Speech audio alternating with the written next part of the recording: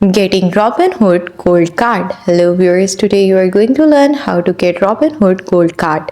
So let's get started. First, join the waitlist. To apply for the Robinhood Gold Credit Card, you must first join the waitlist. You will receive a confirmation email once you have joined.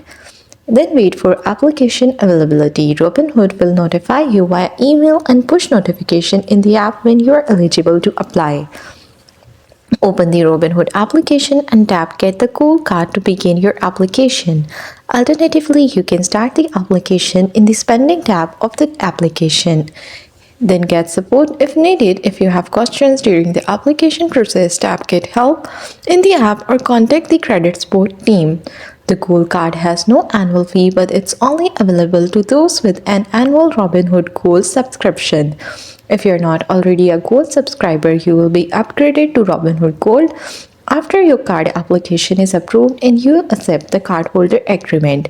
And that's all. That's how you will be able to get your Robinhood Gold Card.